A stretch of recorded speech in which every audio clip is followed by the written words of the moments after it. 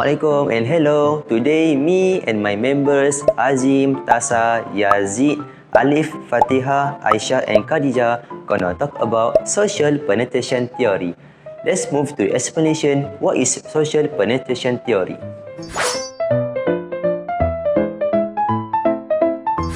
Social penetration theory explains how relationships grow closer through communication. Getting close does not happen overnight, as it happens as people slowly open up. Think of relationships like layers. At first, we talk about safe, simple stuff.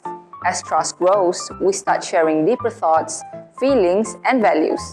Before opening up, people usually think, is this safe? And sharing works best when it goes both ways. When both people open up equally, trust grows. When it doesn't, the relationship can struggle. In short, how we communicate plays a big role in whether relationships grows or fall apart.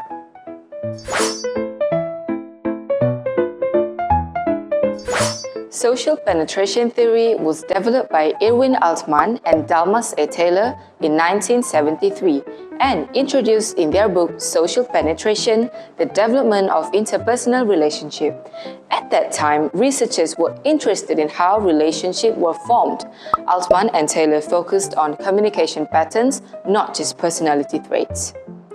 Influenced by social exchange theory, they suggested people share personal information gradually when the benefits outweigh the risks. Originally for face-to-face interaction, the theory is now also applied in workplaces and online communications. Today, it remains as important theory for understanding how relationships develop. There are certain key elements that explain how relationships progress from superficial contact to deep intimacy. The first one is self-disclosure. Self-disclosure referring to the art of revealing the personal information to the others. This information may include personal experience, thoughts, and feelings. The next one is stages of relationship development.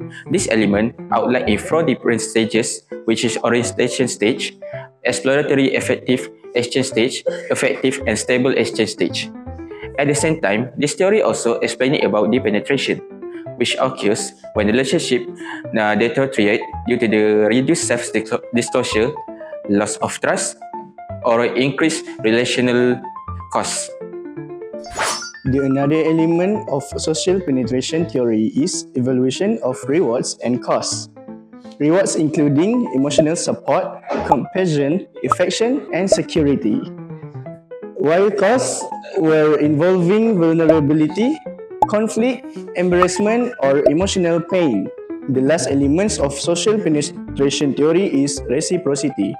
It's referring to the mutual exchange of self-disclosure between individuals.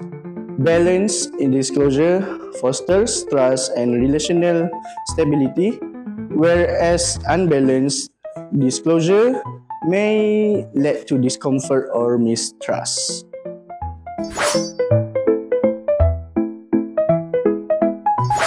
To apply this theory at the individual levels is to think of yourself as onions. We start at the outer layers.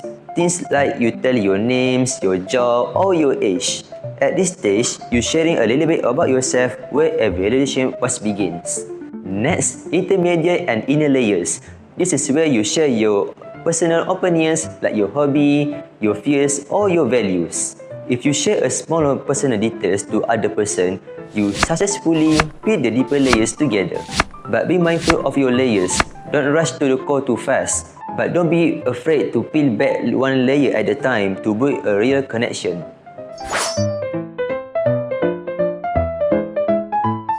In group settings, social penetration theory emphasizes building trust gradually. Group members start with light conversation before sharing ideas and opinions.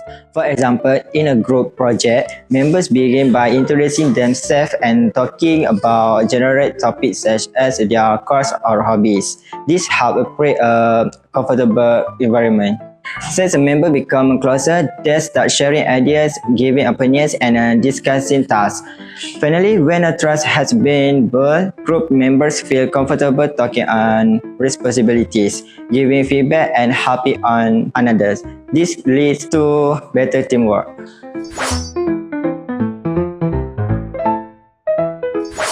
Relationship in organization develop gradually through careful communication. At the beginning, interaction are formal and task-focused. As trust increases, employees become more comfortable sharing opinion and work-related feeling. The deeper sharing strengthens trust, cooperation, and teamwork. However, employers consider the benefit and risk before sharing, as a supportive workplace encourages openness, while measures of sharing can lead to conflict and weaken relationship.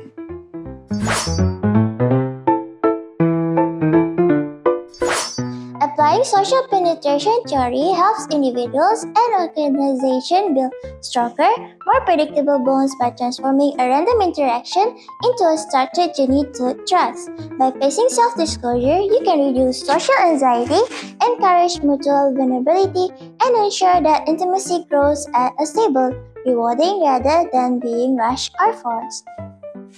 So that's it for today. Thank you for listening and bye.